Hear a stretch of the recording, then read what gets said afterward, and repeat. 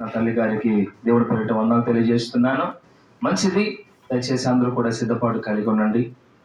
వాక్య భాగంలోనికి వెళ్ళబోయే ముందు చిన్న ప్రశ్న: ఎంతమంది సరి చేసుకోవడానికి సిద్ధంగా ఉన్నారు? అంటే ఏంటన్నా, మేము సరిగా లేమా? సరిగా ఉంటే ఇంకా సరి చేసుకుంటాం. Praise the lord. హల్లెలూయా. సరి చేయబడింది ఉపయోగించబడుతుంది. Praise the lord. సరి చేయబడినది మూలం వేయబడుతుంది. ఈరోజు ప్రతిదినము కూడా నేర్చుకుంటూ మార్చుకునే జీవితంగా మనం ఉంటే ఖచ్చితంగా దేవుని సేవలో ఉపయోగపడే ఒక పాత్రగా ఉపయోగించబడతాం. Praise the lord. మంచిది. మొదటిగా దేవుడు నన్ను, నా కుటుంబాన్ని, మన కుటుంబాలను, ఈ ప్రాంత ప్రజల కుటుంబాలను సజీవులుగా ఉంచినందుకు యేసుకి మహిమ కలుగును గాక. హల్లెలూయా. రెండవదిగా ఆయన సన్నిధిలో ఈ సమయం మనమంతా ఉండడానికి దేవుడు మనకి ఇచ్చిన గొప్ప కృపను బట్టి దేవునికే మహిమ కలుగును గాక. ఆమేన్. హల్లెలూయా. మూడవదిగా ఈ ప్రాంత ప్రజల రక్షణ కొరకు, వారి యొక్క ఆత్మల రక్షణ కొరకు దేవుడు మనందరినీ కూడా గొప్ప పాత్రలుగా ఉపయోగించుకుంటున్నందుకు యేసయ్యకి మహిమ కలుగును గాక. ఆమేన్. ఆమేన్. హల్లెలూయా. మంచిది. ఉదయకాలము వేషధారణ అనే ఒక అంశం తీసుకొని దయచేసి మాట్లాడొద్దు నేను. మరి మొదటి భాగాన్ని మనం ముగించుకున్నాం. ఉదయకాలము 3 విషయాల్లో వేషధారణ దేవుడు ఉండొద్దని చెప్పాడు. మొదటిది, ప్రార్థనలో వేషధారణ కలిగి ఉండకూడదు. 2, పాటల విషయంలో వేషధారణ కలిగి ఉండకూడదు. 3, దేవుని సంఘములో సన్నిధిలో వేషధారణ కలిగి ఉండకూడదు. Praise the Lord. అద్భుతమైనటువంటి అంశము. మీకు కావాలంటే యూట్యూబ్ ఛానల్లో యేసయ్య ఆత్మీయ సహవాస మందిరం అనే యూట్యూబ్ ఛానల్లో మీకు అవైలబుల్ గా ఉంది. రాని వారు చూడొచ్చు. Praise the Lord. ఇప్పుడు దేవుడు సెలవిచ్చిన మాట ఇదే భాగములో 2వ భాగం. Praise the Lord. నేను ఎప్పుడు చెప్పను నా జీవితంలో. ఉదయకాలము వేషధారణ గురించి దేవుడు చెప్పన్నప్పుడు 3 అంశాలతో ముగించేశాను. కానీ దేవుడు అంటున్నాడు ఇంకా ఉన్నాయి. Praise the Lord. ఈ 2వ ఆరాధనలో దేవుడు చెప్తున్నాడు, 2వ భాగాన్ని జ్ఞాపకం చేశాడు. అందులో కూడా మరొక 3 విషయాలు దేవుడు మనకి సరి చేయబోతున్నాడు. Praise the lord. హల్లెలూయా. ఆత్మీయ జీవితంలో సరి చేయబడటానికి, ఆత్మీయ జీవితంలో ఎదగటానికి, ఆత్మీయ జీవితంలో ముందుకు వెళ్ళటానికి మనకు అవసరమైన దేవుడు ఏం చేస్తున్నాడంటే సరి చేస్తున్నాడు. Praise the lord. హల్లెలూయా. మంచిది. ఉదయకాలం 3 విషయాలు మాట్లాడుకున్నాం. ఈ రోజు కూడా 3 విషయాలు. మొదటి విషయము ఉపవాసము. దేవునికి స్తోత్రం కలుగును గాక. ఏంటమ్మా? ఉపవాసము. మిమ్మల్ని ఒక ప్రశ్న అడుగుతున్నాను. ఉపవాసం అనగా ఏమిటి చెప్పాలి? ఉపవాసం అంటే ఏంటి? ఉపవాసము బైబిల్లో ఉపవాసం గురించి చాలా అద్భుతంగా భక్తులు వివరించారు. ఉపవాసం అనగా right meaning. What is the right meaning of fasting తెలుసా? చాలా మంది ఉపవాసం అంటే కడుపు కాల్చుకొని ఉంటే ఉపవాసం, అన్నం తినకపోతే ఉపవాసం, నీళ్లు తాగకపోతే ఉపవాసం అంటారు. రైట్ మీనింగ్ ఏంటంటే ఉపవాసం అనగా దేవుని దగ్గర ఉండుట. Praise the Lord. ఏంటిది? దేవునితో ఉండుట లేదా దేవుని దగ్గర ఉండుట. దీన్నే ఉపవాసం అంటారు. ఉపవాసం గురించి కనుక మనం చూస్తే బైబిల్లో అనేక మంది భక్తులు ఉపవాసం ఉన్నారు. యేసు ప్రభు వారు కూడా ఎన్ని దినాలు ఉన్నారమ్మా? 40 దినాలు ఉపవాసం ఉన్నారు. Praise the Lord. ఉపవాసం గురించి నా స్నేహితుడు ఒకటి చెప్పాడు. నాకు చాలా ఇప్పటికి జ్ఞాపకం చేస్తా ఉంటాను. వాడు ప్రతి బుధవారం ఉపవాసం ఉంటాడు. నాతో కలిసి పని చేస్తాడు.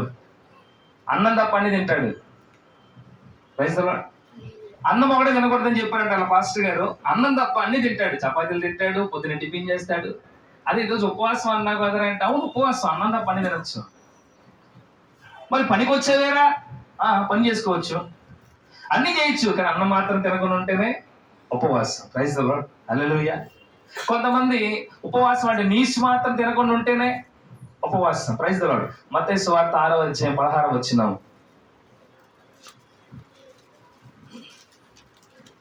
నీవు 16వ వచనం. మీరు ఉపవాసము చేయనప్పుడు వేషధారుల వలె దుఃఖముఖులై ఉండకుడి. తాము ఉపవాసము చేయుచున్నట్లు మనుషులకు కనపడవలనని వారు తమ ముఖములను వికారము చేసుకొందురు. ఎలా ఉండకూడదంట? ఉపవాసం చేసేవాళ్ళు ఇప్పుడు చాలా మందిని చూడండి. ఉపవాసం ఉన్నప్పుడు అంట వెళ్ళి అక్కడ టిఫిన్ చేసావంటే అయ్యో ఈరోజు ఉపవాసం అయినా తినకూడదంటారు. ఏమో భోజనం చేసామంటే 3 దాకా తినకూడదు అయ్యారు, ఉపవాసం ఉన్నాను. హల్లెలూయా. హల్లెలూయా. దేవుడు ఏం చెప్తున్నాడు అక్కడ? ఉపవాసము చేస్తున్నట్లుగా నీకు దేవునికి తప్ప మరి ఎవరికి కూడా నువ్వు ఉపవాసం చేస్తున్నట్టు నీ ముఖంలో కూడా కనపడకూడదంట. దేవునికి స్తోత్రం కలుగును గాక. దేవుడు ఏం చెప్పాడు? ముఖములో కూడా కనపడకూడదు. మనం 10 మందికి చెప్తాం ఏమని? ఉపవాసం అమ్మా, ఇప్పుడు తినకూడదు, 3 దాకా తినకూడదు, 3 దాకా తినొచ్చు. Praise the Lord. కొంతమంది 12 గంటల నుంచి ఉపవాసం 11 గంటలకు వేసేస్తారు మొత్తం. దేవుడు అన్నాడు సరి చేసుకోండి, ఉపవాసం అనగా నాతో గడుపుట. Praise the lord. యేసుప్రభు 40 దినాలు ఎక్కడికి వెళ్ళారనమా? అరణ్యానికి వెళ్ళిపోయారు. అరణ్యం ఏం దొరికింది? ఇప్పుడంటే హోటల్స్ ఉన్నాయా? 40 దినాలు ఆయన గట్టిగా ఉపవాసం ఉండి ఆయన పని చేసుకోవాలా, దేవునితో ప్రార్థనలో గలిపాడు. Praise the lord. ప్రార్థన దేవునితో ఉన్నప్పుడు ఆకలి తప్ప ఆయనకి ఏం తెలియలా. ఎప్పుడు తెలిసింది? ఉపవాసం ముగించుకొని బయటికి వస్తున్నప్పుడు ఆయన ఆకలి కొన్నాడు. హల్లెలూయా. ఉపవాసం ఉన్నప్పుడు ఆకలి కొనలా. మనము కూడా ఉపవాసం ఉండాలి. నువ్వు నిర్ణయించుకున్న ఉపవాస ప్రార్థన పరలోకం నుంచి దేవుని కిందకి దింపే ఉపవాస ప్రార్థన. Praise the Lord. ఉపవాసం అంటే ఏంటి?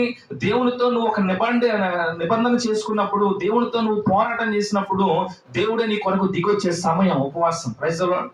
అంతేగాని ఉపవాసాన్ని మెడలో పోటేసుకొని పొద్దున్న సాయంకాలం అన్ని పనులు చేసుకొని జ్యూసులు తాగి, నీరసంగా ఉందని జ్యూసులు తాగి, పాలు తాగి, అట్టికే తిని సాయంత్రం 3 గంటల మళ్ళీ భోజనం చేస్తే ఉపవాసం అయితే కాదు. దేవుడు అన్నాడు నీ ముఖంలో కూడా ఉపవాసము కనపడకూడదు ఎదుటివాడికి. అంటే అర్థం ఏంటి? నువ్వు దేవుని సన్నిధిలో తప్ప ఎక్కడా ఉండకూడదు. Praise the lord. హల్లెలూయా. ఉపవాస ప్రార్థన ఎందుకు చేస్తారంటే నువ్వు కఠినపరుచుకొని దేవునితో ఒక నిబంధన చేసుకుంటాను. మరి బైబిల్లో ఎవరు చేశారు అంత నిబంధన అంటే? యోనా గ్రంథం చదువుతాం తీసి. యోనా గ్రంథం 3వ అధ్యాయం 5వ వచనం. అక్కడ ఆ పట్టణానికి దేవుడు ఏం చేయబోతుందంటే ఒక కీడు చేయబోతున్నాడు. నినివే పట్టణానికి కీడు చేయబోతున్నప్పుడు ఒక సేవకుని పంపించినప్పుడు ఆ సేవకుడు పొరపాటు చేశాడు, మరలా దేవుడు పంపించాడు. చదవండి అమ్మా.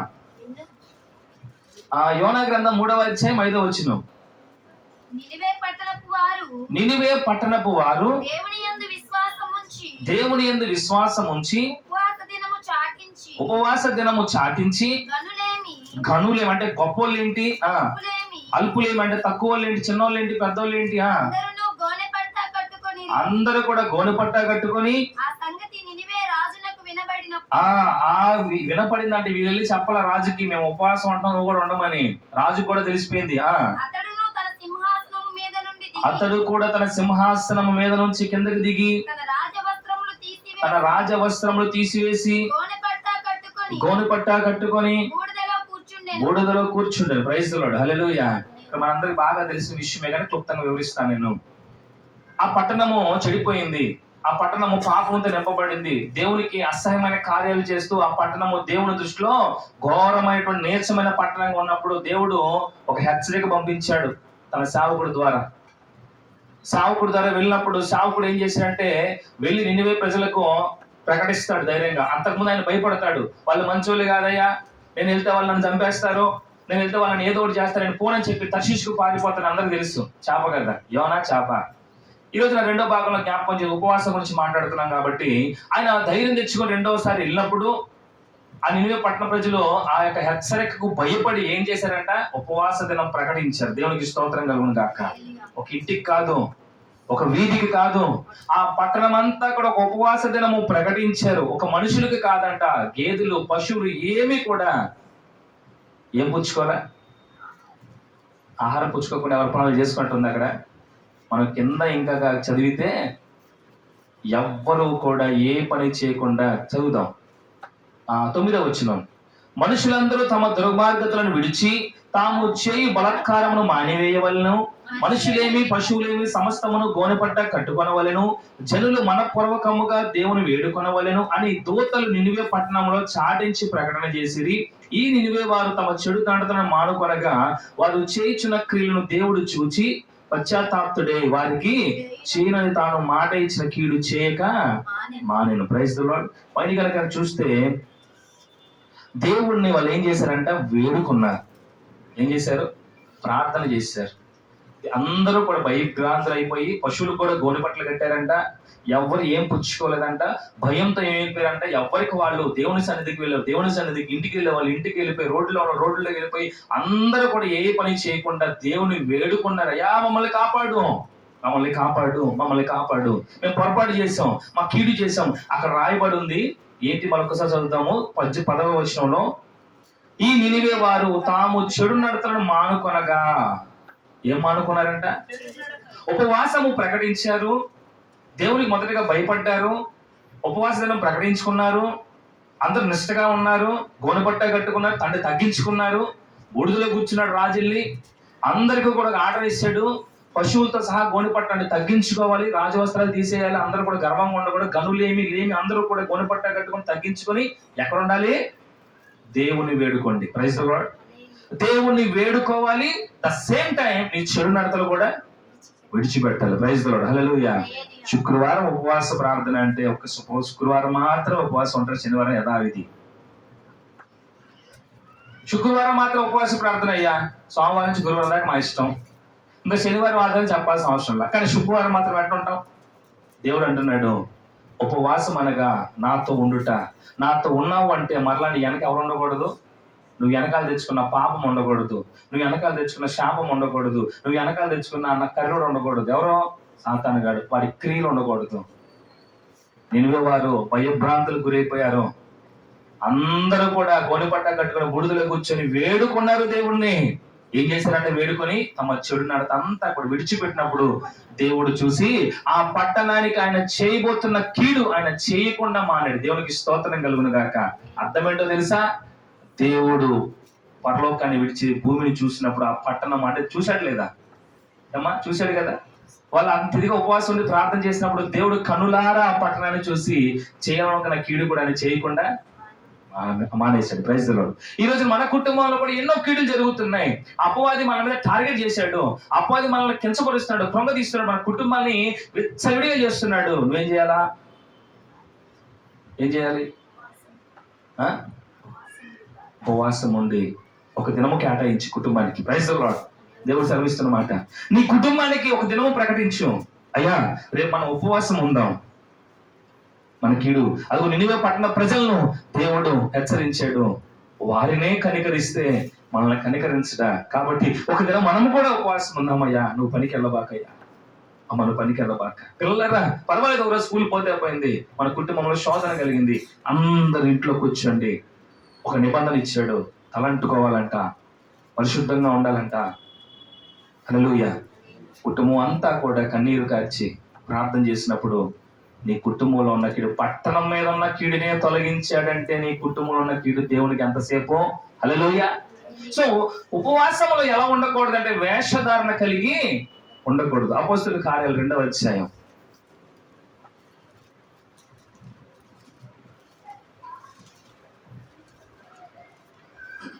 మీరు ఉపవాసం ఉండి దేవునిలో ఉంటే ఏం జరుగుతుందో మనం తెలుసుకుందాం. 2వ అధ్యాయం, అపోస్తలుల కార్యాలు 2వ అధ్యాయం మొదటి నుంచి. పెంతెకోస్తు పండుగ దినం వచ్చినప్పుడు అందరూ ఒక చోట కూడి ఉండిరి. అప్పుడు వేగముగా వీచు బలమైన గాలి వంటి ఒక ధ్వని ఆకాశం నుండి అకస్మాత్తుగా వారు కూర్చుండి ఉన్న ఇల్లంతయు నిండెను.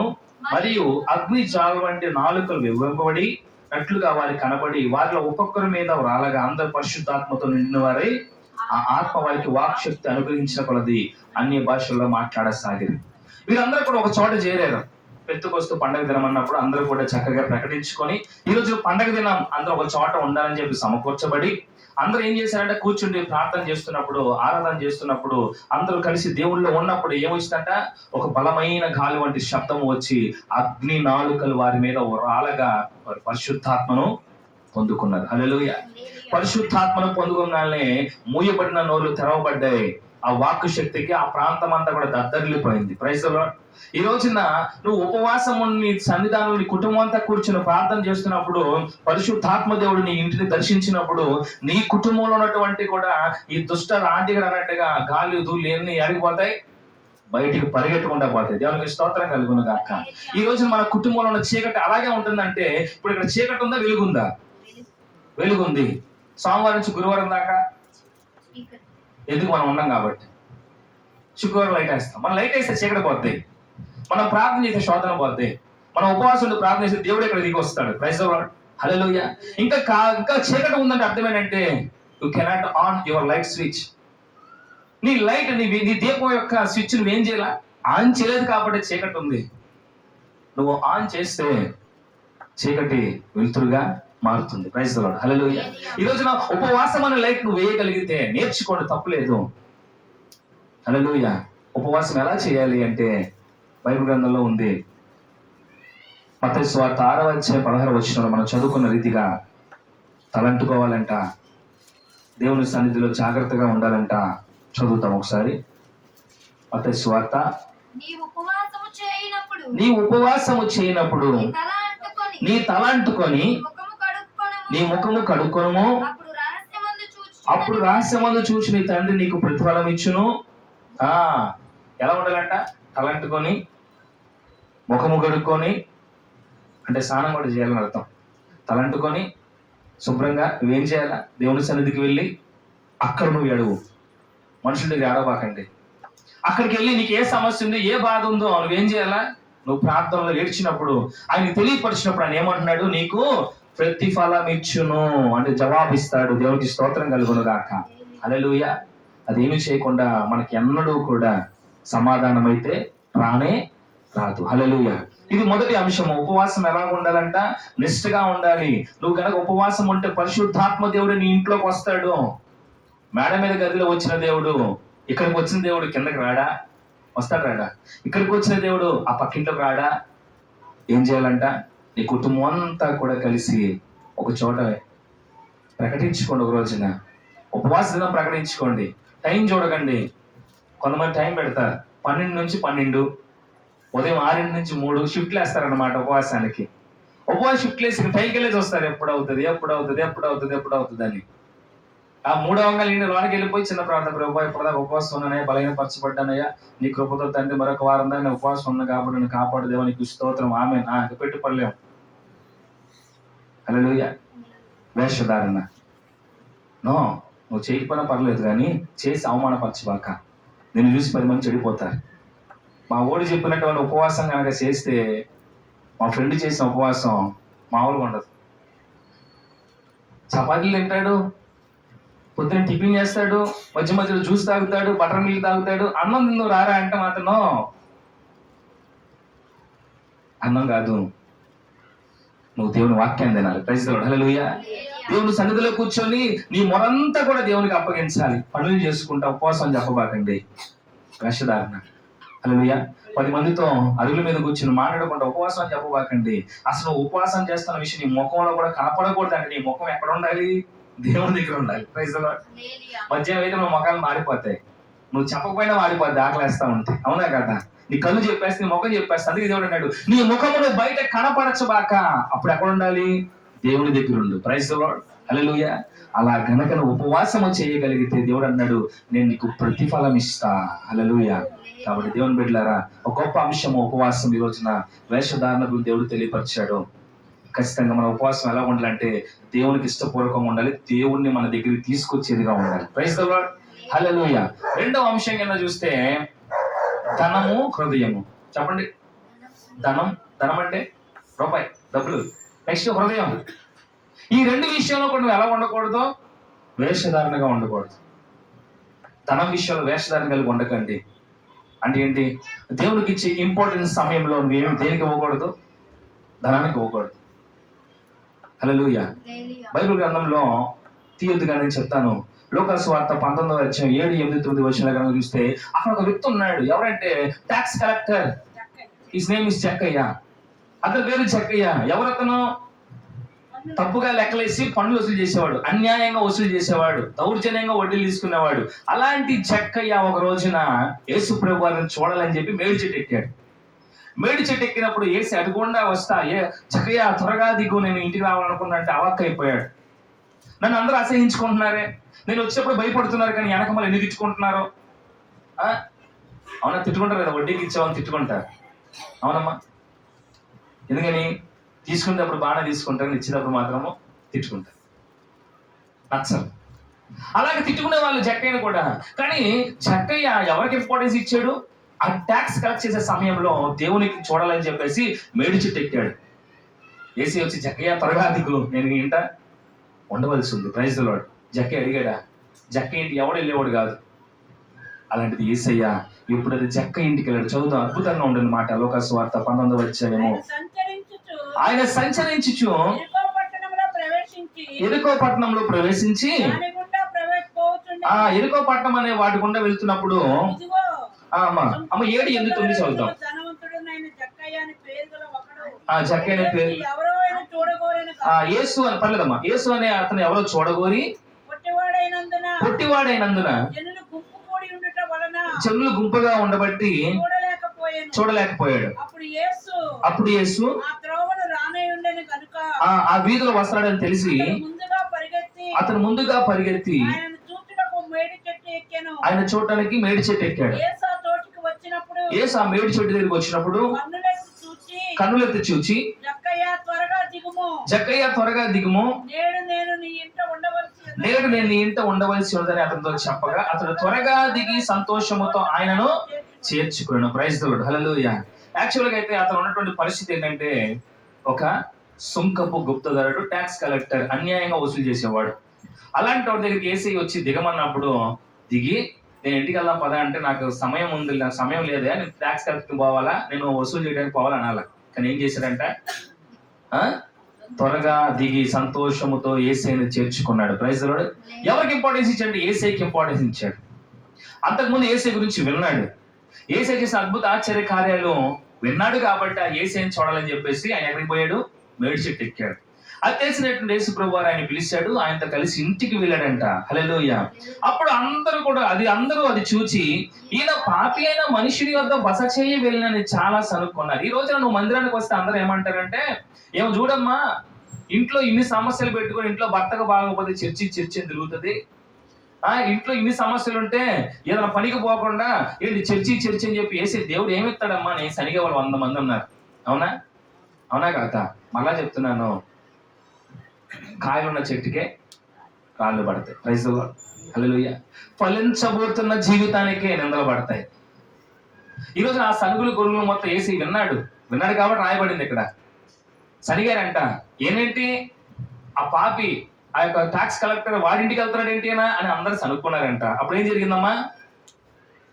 అప్పుడు పాపి మనుషులు బస్సు వెళ్ళని చాలా సనుక్కున్నది. జక్కయ్య నిలవబడి, ఇదిగో ప్రభువా, నా ఆస్తిలో సగము పేదలకు ఇచ్చుచున్నాను, నేను ఎవరి యొద్దనైనను అన్యాయంగా దేనైనా తీసుకుని ఎడల అతనికి 4 అంతలు మరలా చెల్లించని ప్రభుతో చెప్పాను. హల్లెలూయా. ఇక్కడ జక్కయ్య ధనానికి ఇంపార్టెన్స్, అప్పటిదాకా ధనానికే ఇంపార్టెన్స్ ఇచ్చాడు. ఎవడు నన్ను తిట్టుకున్నా పర్వాలా, ఎవడు నన్ను బూతులు తిట్టుకున్నా పర్వాలా, ఎవడు నన్ను అన్యాయంగా మాట్లాడినా పర్వాలేదు, కానీ నాకు మాత్రం రూపాయే కావాలన్నాడు. హల్లెలూయా. ధనము నా దగ్గర ఉంటే నా హృదయం సంతోషంగా ఉంటుంది అనుకున్నాడు. సంపాదించినంత ఇంట్లో కూడబెట్టుకున్నాడు, ఇంకా సంపాదిస్తున్నాడు. కానీ యేసయ్య ఒక్కసారి ఇంటికి వచ్చాడో లేదో యేసయ్య అడగకుండా నేను చెప్తున్నాడు, ఏమో తెలుసా, అయ్యా నా ఆస్తిలో సగం ఇచ్చేస్తా. Praise the Lord. ఎందుకంటే నిన్ను చూస్తే నువ్వే నాకు ఆస్తిగా కనపడుతున్నావయ్యా, ఇంకా నాకు ఆస్తి ఎందుకు? హల్లెలూయా. పాపినైనా నన్ను దూషించిన నన్ను అందరి చేత చెడుగా పిలువబడుతున్న నా ఇంటికి నువ్వు వచ్చావంటే నువ్వే నా ఆస్తి ప్రభువు, నాకు ఆస్తి ఎందుకయ్యా? సగము పేదలకు ఇస్తా, మరి మిగతా సగం ఏం చేస్తావు అంటే, నేను ఎవరి దగ్గర అన్యాయం తీసుకున్నా నాకు బాగా తెలుసు, ఈ సగము ఆ అన్యాయంగా చేసినోడికి 4 ఇంతలు వేసి ఇస్తా. Praise the Lord. ఇంకా నాకు ఆస్తి వద్దు అయ్యా, ఇంకా నాకు ఆస్తి వద్దు, నేను నీతో తిరుగుతా. Praise the lord. ఎవరికి ఇంపార్టెన్స్ ఇచ్చాడు? యేసయ్య రాకముందు ధనానికి ఇంపార్టెన్స్ ఇచ్చాడు. యేసయ్య వచ్చి మరుక్షణం, మీరు గమనించండి అమ్మా, ఇక్కడ దగ్గరలో సపోజ్ పైపుల్ రోడ్ అనుకుందాం, పైపుల్ రోడ్ లో జగన్ గారితో మనం అందరం వెళ్ళాం కదా, అలాగా యేసయ్య వస్తున్నాడంటే అందరం ఆడికి పోయి అక్కడ నిలబడ్డాం. యేసయ్య రాగానే సంతోషం డివైడర్ దిగి మీ ఇంటికి వస్తున్నా పద అంటే, నాకు అక్కడ నుంచి ఎక్కడికో 10 నిమిషాలు ఎవరైనా దాటానికి బండి మీద ఏదో ఒకటి మీద. ఆయన మా ఇంటికి రాగానే నేను ఒక మాట చెప్పా, అయ్యా నా ఆస్తిలో సగం ఇస్తా అంటే వితిన్ 10 minutes లో తను సంపాదించుకున్న ధనం అంతా కూడా పేదలకు ఇచ్చేశాడు. హల్లెలూయా. 10 నిమిషాల్లో మిగతా సగం అంతా కూడా ఎవరి దగ్గర అన్యాయంగా తీసుకున్నాడో వాడికి కూడా ఇచ్చేసి, ఆస్తి లేకుండా దేవుడే ఒక ఆస్తిగా నిలబడ్డ వాడు జక్కయ్య. దేవునికి స్తోత్రం కలుగుతాడు. దేవునికి ఇంపార్టెన్స్ ఇచ్చాడు, ధనం వద్దు అనుకున్నాడు. దేవునికి ఇంపార్టెన్స్ ఇచ్చిన తన హృదయము సంతోషముతో నింపబడింది. హల్లెలూయా. ఈరోజు మనం దేనికి ఇంపార్టెన్స్ ఇస్తామంటే డబ్బుకి ఇస్తాం. హల్లెలూయా. అందరూ ఒక సేవకులు ఫోన్ చేశారు, సంతోష్ ఇలా జరిగింది ఈరోజు ఆరాధన అన్నాడు. అన్న మరి ఈరోజు ప్రార్థన ఉంది కదా అంటే, ఎక్కడయ్యా 5 రోజుల నుంచి సరిగ్గా ఇంట్లో జరగట్లేదు కాబట్టి ఎక్కడికి వెళ్ళా, పనికి వెళ్ళా, బయట ఉన్నానయ్యా నేను. అదేంటన్నా ప్రార్థన ఉంది కదా షాబాదాలో, లేదు 5 రోజుల నుంచి ఇంట్లో ఇబ్బందిగా ఉంది కాబట్టి ఏం చేస్తున్నా ఈరోజు వచ్చినట్టు వెళ్ళిపోయా. మనుషులు కూడా అలాగే తయారయ్యారు. ఆదివారం ప్రార్థన సమయంలో ఎవరైనా కొంచెం ఎక్కువ ఇస్తానన్నా ఏది ఇచ్చినా కానీ ఏం చేస్తారు? ముందు డబ్బుకి ఇంపార్టెన్స్. హల్లెలూయా. అంటే దేవుడు అంటే అంత చులకన. ఇక్కడ చెక్కయ్యండి, మనకుంది తిప్పిది కొడితే 5 లక్షలు ఆస్తి ఉండదు మన ఇంటికి, అవునా? లేదా 10 లక్షలు ఉండదు. జక్కయ్య లక్షాధికారి ఆ సమయంలో గొప్ప డబ్బులు సంపాదించిన వాడు. అలాంటి వాడు యేసయ్య ఇంటిలోకి రాగానే సగమేమో పేదలకు ఇచ్చేశాడు, సగమేమో అన్యాయంగా తీసుకున్నోడికి ఇచ్చి ఆస్తి లేనోడుగా ఒంటరిగా యేసయ్య ముందు నిలబడ్డాడండి. దేవునికి స్తోత్రం కలుగును గాక. హల్లెలూయా. అప్పటిదాకా పాపిగా పిలబడ్డ వాడిని ఏమన్నా తెలుసా? అంతకు ముందు ఏమన్నారు అందరూ కూడా? ఇతను పాపి అయిన మనుషుని ఇంటికి వెళ్తున్నాడు ఏంటి అన్నారు కదా. కింద 2 లైన్లు కింద చదవండి అమ్మా. కదమ్మా 41వ సారీ 9వ వచనం. అందుకు యేసు ఇతడును కూడా అబ్రహాము కుమారుడే. హల్లెలూయా. ఎందుకనగా నేడు ఈ ఇంటికి రక్షణ వచ్చి ఉన్నది. పైన చూస్తేనేమో 7వ వచనంలో అందరూ అది చూచి ఈయన పాపి అయిన మనిషిని యొద్ద బస చేయ వెళ్ళని చాలా సనుగుకొనేది. 2 వచనాల కిందకు వస్తే పాపి అయిన మనుషుడు కాస్త అబ్రహాము కుమారుడు అయ్యాడు. దానికి స్తోత్రం కలుగును గాక. 2 లైన్లండి, 2 వచనాల కింద. పైనేమో పాపి అయిన మనుషుడు, కిందేమో అబ్రహాము కుమారుడు. ఎందుకని? పాపి అయిన మనుషుడిగా ధనమంతా సంపాదించాడు కానీ పాపిగా పేరు తెచ్చుకున్నాడు. కానీ యేసయ్య ఇంటికి రాగానే డబ్బు వద్దనుకున్నాడు, అబ్రహాము కుమారుడుగా పిలువబడ్డాడు. దేవునికి స్తోత్రం కలుగును గాక. ఈ రోజున ఏ పేరుతో నిన్ను పిలుస్తున్నారు? నన్ను ఏ పేరుతో పిలుస్తున్నారు? దేవుని బిడ్డ అంటున్నారా, లేకపోతే ఇంకా నామకార్థ క్రైస్తవులు అంటున్నారా, వేషధారణ అంటున్నారా అనేది ఈ రోజు మనం సరి చేసుకోవాల్సిన విషయం. మొదటిది, ఉపవాసంలో వేషధారణ కలిగి ఉండకూడదు. నెక్స్ట్ 2వ దానిలో ధనము విషయంలో వేషధారణ కలిగి ఉండకూడదు. మరలా చెప్తున్నాను, నేను ఎప్పుడు కూడా కానుకల గురించి వాటి గురించి ప్రకటించను, కానీ దేవుని కృపను బట్టి దేవునికి ఇవ్వాల్సింది ఖచ్చితంగా మనం ఏం చేయాలా? ఇవ్వాలి. హల్లెలూయా. దేవుడు అంటున్నాడు, నువ్వు ఈ లోకంలో ధనము సమకూర్చుకోవద్దు. ఎందుకని? అది దొంగలు దోచేస్తారు, తుప్పట్టిపోతుంది, పాడైపోతుంది. కాబట్టి నువ్వు నన్ను విడిచిపెట్టు, ఏది సంపాదించుకున్నా అది యూజ్ ఉండదు. కాబట్టి ఎవరు సంపాదించుకోవాలంట చెప్పాలి. అది కూడా నేను చదివిస్తాను. లూకాసు వార్త 19వ అధ్యాయము 19, 7, 8, 9 కదా. ఒక నిమిషం అమ్మా. అపోస్తుల కార్యాలు 2వ అధ్యాయం, మత్తయి సువార్త 6వ అధ్యాయం 16వ వచనం.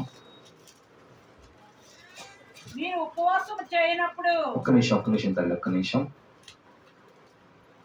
19వ వచనం 6:19.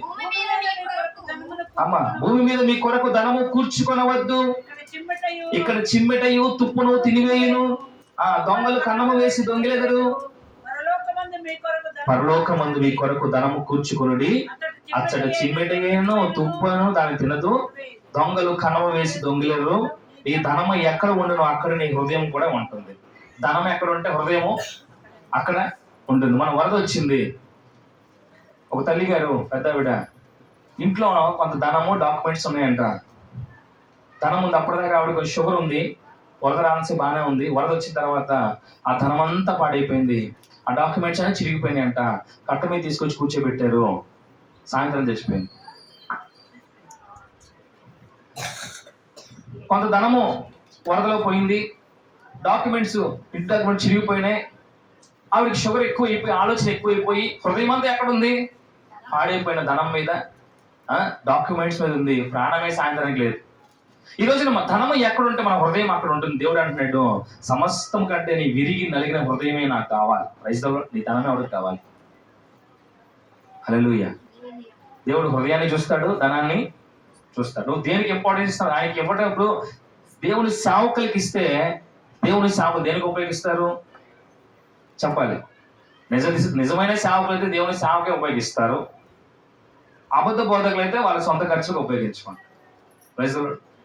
దానివల్ల నీకు వచ్చేది ఏంటంటే, నేను చాలాసార్లు అనుకున్నాను, నేను సహాయం చేయాలని వెళ్ళినప్పుడు వాళ్ళు కొంతమంది బీడీలు కలుగుతూ ఉంటారు, బీడీలు కాల్సిన నా దగ్గరకు వస్తారు. కొంతమంది మందు తాగే వాళ్ళు వస్తారు డబ్బులు అడగడానికి. నేను ఎవరిని ఎలా ఐడెంటిఫై చేస్తాను? దేవుడేమో సహాయం చేయమన్నాడు, నేను ఈ డబ్బులు ఇస్తే వాడు బీడీ కొనుక్కుంటాడు, సిగరెట్ కొనుక్కుంటాడు, మందు తాగుతాడు తెలియదు, నా డబ్బులు అనవసరంగా పాడైపోతామని చెప్పి చాలాసార్లు నేను ఇచ్చేవాడిని కాదు.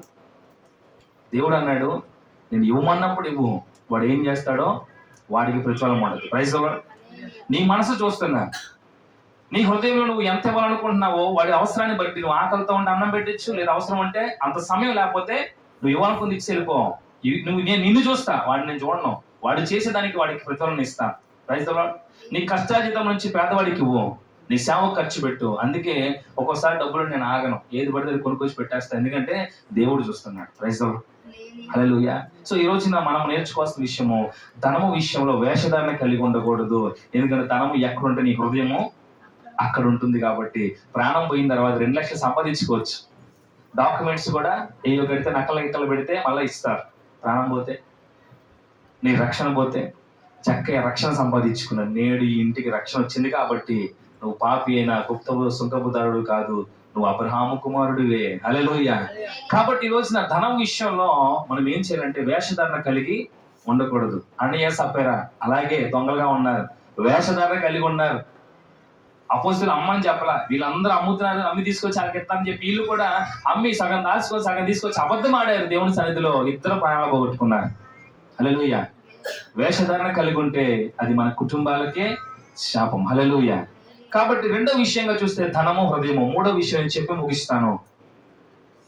యజమానుడి విషయంలో వేషధారణ కలిగి ఉండకూడదు. Praise the Lord.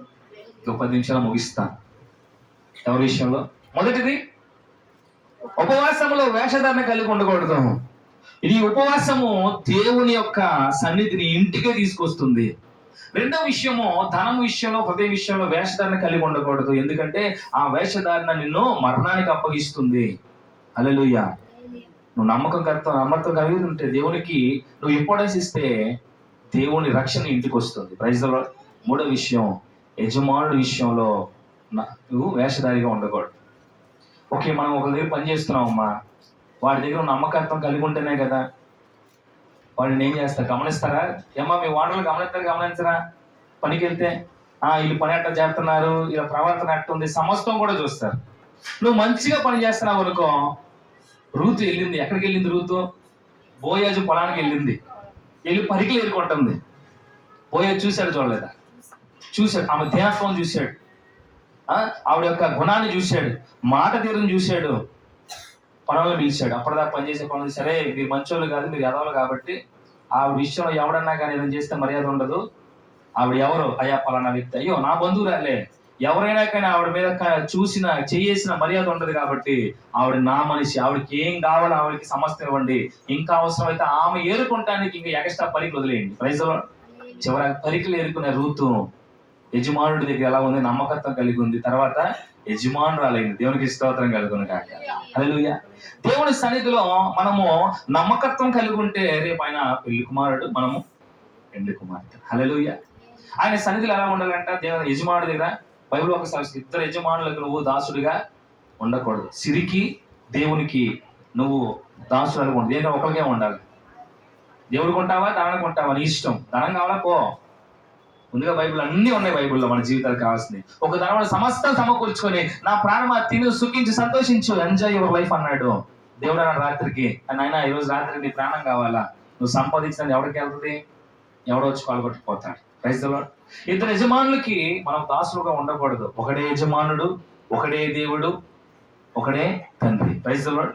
నువ్వు నమ్మకత్వం కలిగి ఉండి, ఎలాగ నమ్మకత్వం కలిగి ఉండాలంట? మొదటిగా యజమానుడి దగ్గర నువ్వు దాసుడిగా ఉండాలి. నెక్స్ట్ అక్కడ యజమానుడి దగ్గర నువ్వు అన్ని తెలిసిన వ్యక్తిగా ఉండాలి. నువ్వు అన్ని తెలిసిన వ్యక్తిని, యజమానుడి దగ్గర నువ్వు ఎలా ఉండాలంటే అన్ని పనులు తెలిసి యజమానుడు ఏదైతే నీకు చెప్తాడో అది చేసే వ్యక్తిగా నువ్వు ఉంటే నమ్మకత్వం సంపాదించుకుంటావు. Praise the lord. అంతకంటే ప్రాముఖ్యము దీన మనస్సు కలిగి ఉండాలి. దీన మనస్సు అంటే రూతు ఉంది చూసారా? దీన మనస్సు కలిగి తన పని ఏంటి? పరిగెలు ఏరుకొని కడుపు నింపుకోవటం. మన పని ఏంటి? దేవుని సన్నిధికి వచ్చి దేవుని వాక్యాన్ని నేర్చుకొని మన ఆత్మీయ జీవితాన్ని నింపుకోవటం. ఈ రెండు ఒకటే. యజమానుడు చూస్తున్నాడు. Praise the Lord. యజమానుడు ఆదేశించాడు మన పట్ల, ఏదో ఒక రోజున నిన్ను నన్ను ఆయన రాజ్యంలో తీసుకెళ్తాడు. Praise the lord. Hallelujah. Ruth అనుకోలేదండి, రూతు ఆశ కలిగి లేదండి, నా జీవితం, నా భర్త చనిపోయాడు, నా అత్త నేనే మిగిలిపోయాము, ఈ 4 మెతుకులు ఏరుకుంటేనే తిండి అని అనుకుంది తప్ప రేపు ఏం జరుగుతుందో తెలియదు. నా దేవుడు నన్ను కాపాడాలనుకుంది. దేవుడు విడిచిపెట్టాడా? తన దీన మనస్సు బోయాజుకు నచ్చింది. దేవుడికి స్తోత్రం కలుగును గాక. ఈ రోజున నీ దీన మనస్సు ఎవరికి నచ్చాలి? మన యజమానుడైన దేవునికి నచ్చినప్పుడు నిన్ను గొప్ప చేస్తాడు. Praise the Lord. నిన్ను ఖచ్చితంగా గొప్ప చేస్తాడు. ఒకవేళ దీన మనస్సు కలిగి లేకుండా కనుక ఉంటే, ఇంట్లో భర్త దగ్గర మనం ఎలా ఉండాలి? భార్యలుగా దీన మనస్సు కలిగి. నేను ముగిస్తాను. భర్త దగ్గర ఎదురు బదురు మాట్లాడితే ఏం జరుగుతుంది? యుద్ధం జరుగుతుంది. అవునా కాదు? వాస్తవం కాదు? చెప్పండి, అవునా కాదు? ఒక విషయం చెప్పి నేను ముందుకు వెళ్తాను. ఏంటంటే, కారు నడవాలంటే స్టీరింగ్ ఎవరి దగ్గర ఉంటుంది? డ్రైవర్ చేతిలో ఉంటుంది. నువ్వు 15 లక్షల కోట్ల రూపాయల కారు అయినా సరే నడిపేవాడి చేతిలోనే స్టీరింగ్ ఉంటుంది. ఆ స్టీరింగ్ ఎటు తిప్పితే, ఈరోజు ఎంత గొప్ప కండలు తిరిగినటువంటి యువకుడైనా కానీ స్టీరింగ్ ఎవరి చేతిలో ఉండాలి? భార్య చేతిలోనే ఉంటుంది. నిజమండి, వాస్తవం. బైబిల్ గ్రంథం సెలవిస్తుంది. హల్లెలూయా. భర్త యొక్క హ్యాండిల్ ఎవరి చేతిలో ఉంటుంది? అయితే అది తెలుసుకోలేకపోతున్నారు చాలా మంది. భర్త ఇటు తిప్పుతాడు తిరిగే కార్లు అంటారండి. తిప్పే టెక్నిక్ ఉండాలి, డ్రైవింగ్ తెలియాలి. ఫస్ట్ ఆఫ్ ఆల్ డ్రైవింగ్ చేయటం నీకు తెలిస్తే, అది కోటి రూపాయల కారు అయినా సరే, చాలా మంది చూడండి కరెక్ట్గా కారు పట్టే సందులో కూడా బొమ్మ లాగించేస్తారు. అవునా? కొంతమంది మాత్రం ఏం చేస్తారు? అమ్మో అటు వెళ్తే ఏమైనా తగిలిద్దామని చెప్పేసి నిదానంగా అటు ఇటు అటు ఇటు అటు ఇటు చూసుకుంటూ పానిస్తారు. ఎందుకంటే వాళ్ళ డ్రైవింగ్ రాదు సరిగా. డ్రైవింగ్ వచ్చినాడు లాగించేస్తారు బొమ్మని. ఈ రోజున మన కుటుంబంలో మనకి డ్రైవింగ్ తెలియాలి. Praise the Lord. మన భార్య బిడ్డలు పెంచుకోవాలంటే భర్తకి డ్రైవింగ్ తెలియాలి. ఏది ఇస్తే భార్య కూల్ అవుతుందో భర్తకు తెలియాలి. హల్లెలూయా. ఏది చెప్తే భర్త మన మాట వింటాడో భార్యకు తెలియాలి. ఏది చెప్తే తల్లిదండ్రులు మనల్ని ప్రేమిస్తారో పిల్లలకు తెలియాలి. So you learn to drive with your family. నీ కుటుంబంలో డ్రైవింగ్ చేయడం నేర్చుకో. ఎలాగా? దేవుని చేత. Praise the Lord. లోకం నేర్పే డ్రైవింగ్ మంచి డ్రైవింగ్ కాదు. గురువులే ఇచ్చే గుడ్డిది. యూట్యూబ్ చూసి డ్రైవింగ్ నేర్చుకుంటే రేపు యూట్యూబ్లోనే పడతావు నువ్వు కూడా. పలానా చోట యాక్సిడెంట్ అని. గురువు చెప్పినప్పుడు నేర్చుకుంటే గురువు చెప్పే విద్య చాలా మంచిది. హల్లెలూయా. టీచర్ లేకుండా మీకు బైజూస్లో చెప్పండి, లేకపోతే యూట్యూబ్లో చూసుకోండి, ఒక్కరికి ఎక్కదు. మాస్టర్గా నిలబడి బోర్డు వైపు తిరిగి నీకు చెప్తేనే నీకు చక్కగా అర్థమవుతుంది. హల్లెలూయా. ఈ రోజున దేవుడు కూడా పదే పదే పదే పదే ఎందుకు చెప్తున్నాడంటే, నేర్చుకుంటావు, మార్చుకుంటావు. నువ్వు యజమానుడికి మంచి దాసుడిగా ఉంటావు. తర్వాత నువ్వే యజమానురాలివి. హల్లెలూయా, హల్లెలూయా. సో 3 విషయాల్లో ఈ రోజున వేషధారణ లేకుండా జీవిస్తాం. మొదటిది, ఉపవాసంలో వేషధారణ కలిగి ఉండకండి. 2, ధనము హృదయం విషయంలో వేషధారణ కలిగి ఉండకండి. 3వది, యజమానుడి దగ్గర ఏమేయకూడదు? వేషాలు వేయకూడదు. ఒక యజమానుడి దగ్గరికి వెళ్ళి, పనికి వెళ్ళి వాడి దగ్గర అట్టబడదట్ట మాట్లాడితే, బయటికి వెళ్ళిపోరా, బయటికి నువ్వు అంటాడండ. ఎదురు మాట్లాడి ఇష్టానుసారంగా మాట్లాడితే ఊరుకుంటాడు యజమానుడు. బయటికి వెళ్ళిపో. అదే ఒక చిన్న కథ చెప్పి ముగిస్తాను. ఒక పని అంట, ఒక కూలి పని అంట. రోజు కూలికి తీసుకెళ్తారంట. అందరూ కూలికి తీసుకెళ్తుంటే ఒక 15 మంది వెళ్ళారంట.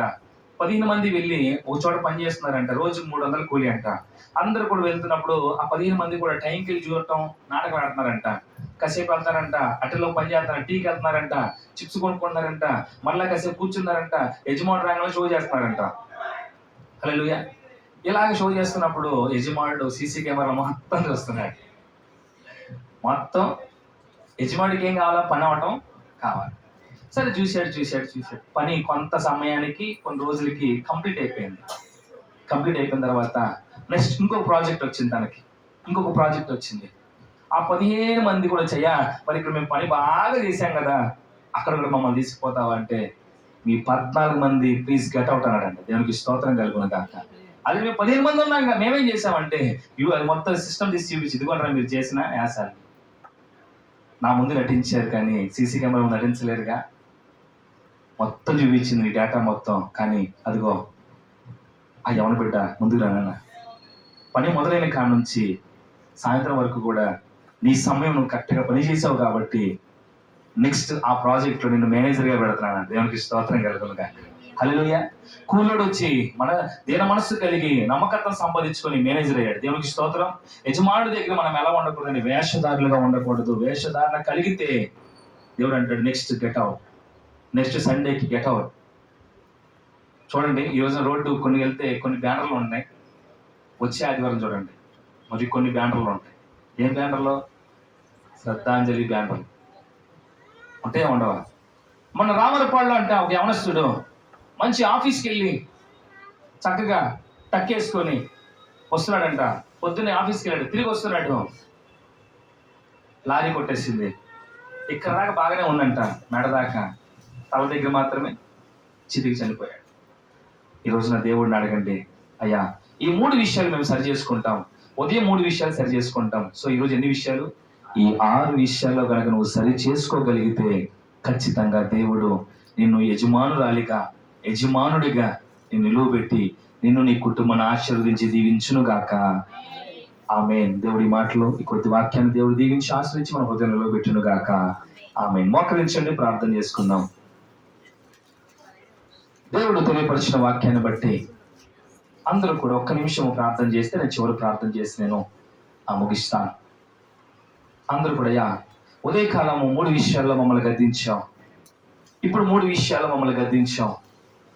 అయ్యా ప్రార్థనలో వేషధారణ కలిగి ఉండను ప్రభువా, పాటలు పాడేటప్పుడు వేషధారణ కలిగి ఉండను ప్రభువా, నీ సంఘంలో వేషధారణ కలిగి ఉండను ప్రభువా, ఉపవాసంలో వేషధారణ కలిగి ఉండను ప్రభువా, అయ్యా ధనము హృదయ విషయంలో వేషధారణ కలిగి ఉండను ప్రభువా, అలాగే నా యజమానుడు అని యొద్ద కూడా నేను వేషధారణ కలిగి ఉండను ప్రభువా. దయచేసి 6 విషయాలు కూడా తండ్రి నాకు తెలియపరచదు, నీ పాదాలకు స్తోత్రాలు చెల్లిస్తున్నానయ్యా. దయచేసి మమ్మల్ని అందరినీ కూడా క్షమించి నూతన జీవితం ప్రసాదించమని. అయ్యా మేము సరి చేయబడ్డాం, రేపు ఈ క్రిస్మస్ పండుగ దినాల్లో నా కుటుంబము నీ ద్వారా గొప్ప మేలు పొందుకోవాలి తండ్రి. నీకే స్తోత్రము ప్రభువా, నీకే స్తోత్రాలు తండ్రి. నీ కృప, నీ కనికరము చేత మమ్మల్ని అందరినీ కూడా నీకు సహాయం చేయండి. ఈ పండుగ దినాల్లో ప్రభువా ఇది మొదలుకొని ఏ కుటుంబం కూడా నాయన శ్రమల్లో, బాధల్లో, కన్నీటిలో పర్యంతం కాకుండా ప్రతి ఒక్కరిని కూడా దీవించి ఆస్వాదించమని, ప్రతి ఒక్కరిని కూడా ప్రభువా నీ కృపలో జ్ఞాపకం చేసుకోమని, ప్రతి చిన్న బిడ్డ మొదలుకొని ప్రభు పెద్దవారి వరకు కూడా తండ్రి ప్రతి ఒక్కరిని కూడా సరిచేసి నిలవబెట్టిన ప్రభువా మీరే మహిమ పొందమని వేడుకుంటున్నాను దేవా. దయచేసి 2వ ఆరాధన ఈ ప్రాంత ప్రజలకు, నీ బిడ్డలందరికీ కూడా తండ్రి మేలుకరంగాను ఆశీర్వాదకరంగాను ఉండి ప్రతి ఒక్కరిని ప్రభు ఫలించే మొక్కలుగా దీవించి ఆస్వాదించి మీరే మహిమ పొందమని నా ప్రభు మీ ప్రియకుమారుడైన యేసుక్రీస్తు నామం పేరిట అడిగి వేడుకొని పొందుకున్నాం పరమ తండ్రి. ఆమేన్, ఆమేన్, ఆమేన్. యేసు రక్తమే జయం, ప్రవేశ రక్తమే జయం, యేసు రక్తం సంపూర్ణంగా విజయం, అపవాదికి లైన్, యేసు నామం జయం కలుగును గాక, సాతానికి ఇప్పుడు ఎల్లప్పుడు సమస్తం సర్వనాశనం కలుగును గాక. ఆమేన్, ఆమేన్, ఆమేన్. తండ్రి అయిన దేవుని ప్రేమ, కుమారుడైన యేసుక్రీస్తు వారి కృప, పరిశుద్ధాత్మ యొక్క అన్యోన్య సహవాసము, సన్నిధి, ఆశీర్వాదం మనకు, మన కుటుంబాలకు, ఈ ప్రాంత ప్రజలకు నిరంతరము తోడై ఉండును గాక. Amen, amen, amen. Praise the lord. అందరికీ వందనాలు ప్రభు పేరిట. మీ అనుదిన ప్రార్థనలో రోజు నాకు చెప్పిన సాక్ష్యం జ్ఞాపకం చేసుకోండి. అలాగే ఎవరికైనా ప్రార్థన రిక్వెస్ట్ కావాలని తెలియపరచండి. మీ కొరకు అనుదినము కూడా ప్రార్థన జరుగుతుంది. దేవుడు దీవించును గాక. ఆమేన్.